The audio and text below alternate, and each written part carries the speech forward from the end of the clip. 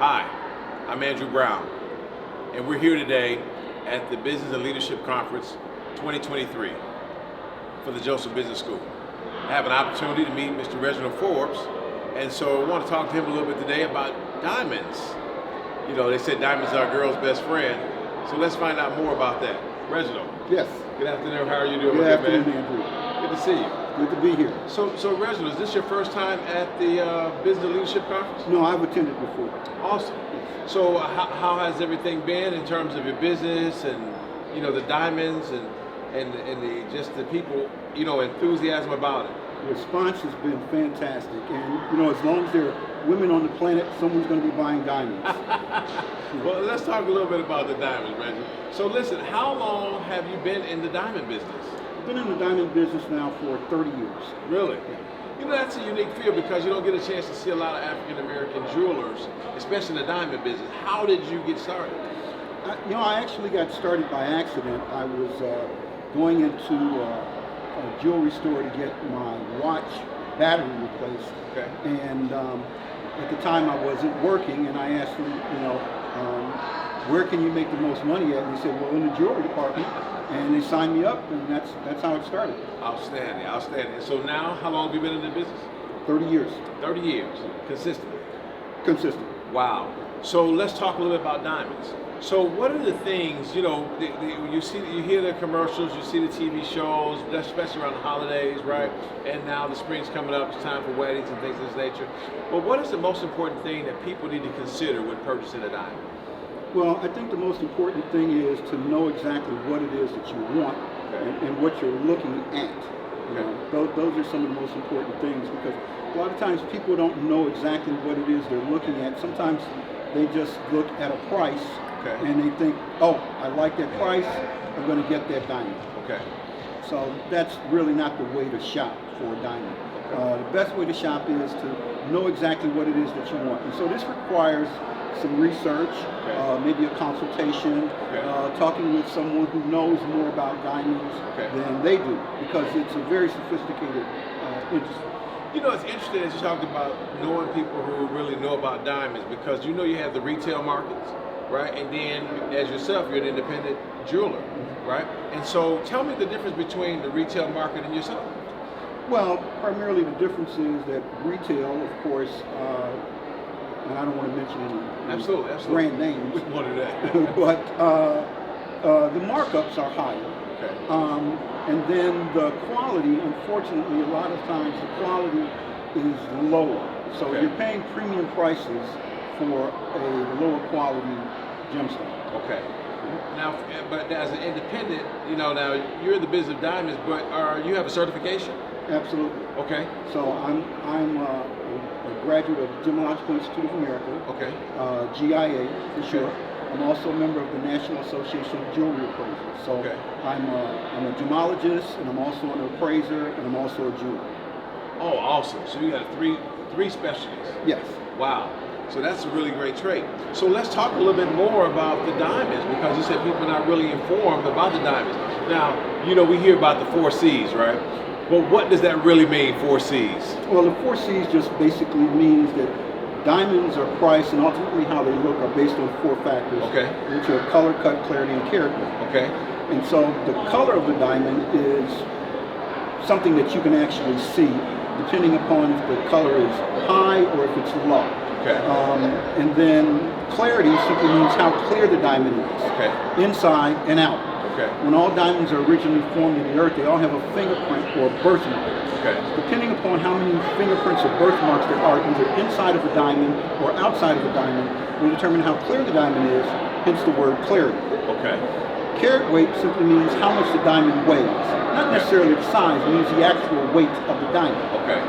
Now, everyone has heard of a 1 carat diamond. Absolutely. And a 1 carat diamond is divided into what are called points. Okay. There are 100 points in a 1 carat diamond. Okay. So if you think of a 1 carat diamond like a dollar, and a point like a penny in a dollar, there's 100 pennies in a dollar, there's 100 points in a 1 carat diamond. Oh, wow. So if I had a quarter of a dollar, I'd have 25 cents. Okay. If I had a quarter of a carat, I'd have 25 points. Okay. Half of a dollar is 50 cents, half of a carat is 50 points. Oh, wow, that's interesting. 3/4 of a dollar is 75 cents. 3/4 of a carat is 75 points. 100 pennies is a dollar. 100 points is a carat. Awesome, awesome, awesome. So that's your carat weight. And then the last part is the cut. Okay. And the cut means two things. One, it means the shape or the outline of the diamond. The most popular shape is a round, brilliant diamond. Okay. Any diamond other than a round diamond is considered to be a fancy shape or a fancy cut diamond, like the marquee diamond, the diamond you see on the playing card, or the square-shaped diamond, which is a princess cut diamond. Okay. But any diamond other than a round diamond is considered to be a fancy cut or a fancy shape. Okay. That's the first part of the cut. Right. The second part of the cut means the proportion that the diamond is cut in two. Okay. The reason that this is important is because when diamonds are cut to excellent proportions, they handle light in a remarkable fashion. In that the light enters through the top of a diamond, strikes a facet, reflects over to another facet, and then the light reflects back out to the top of the diamond, and you see all the sparkle and all the brilliance. But if the diamond is improperly cut, when light comes in through the top of the diamond, it can leak out the side or straight out of the bottom. So therefore, the cut means the shape and the outline, and it means the proportions that the diamonds are cut to. Wow. Wow. So really, people need to really talk to someone that's really informed about diamonds, such as yourself, to really kind of get an understanding. Yes. What is the number one mistake that people make when purchasing a diamond? The number one mistake I would say would be not knowing what it is that they're buying. Okay. Sometimes, like I said, people are they're paying premium prices for substandard diamonds. Okay. And so really knowing what the diamond is as far as quality, that's the most important thing, knowing what it is and being able to purchase a diamond that's competitively priced. Okay. So you know now they have these two different styles of diamonds that are on the marketplace as of recent, right? Yes. There is a lab cut diamond, and then there's a natural diamond that's from the earth. Correct. So can you talk with us a little bit about the lab cut and the diamond from the earth? Can you talk about those two for a bit? Yes. So a natural diamond, of course, is a diamond that comes out of the ground and was created by nature under a tremendous amount of heat and pressure, approximately about 120 miles below the Earth's surface is where it was created. Wow. So natural, comes out of the ground. The lab-created diamond was a diamond that was created in a laboratory, but it's chemically, structurally, optically identical to the natural diamond that comes out of the ground. Okay. So there's really no difference in it as far as the appearance, the way that it wears, the hardness is identical.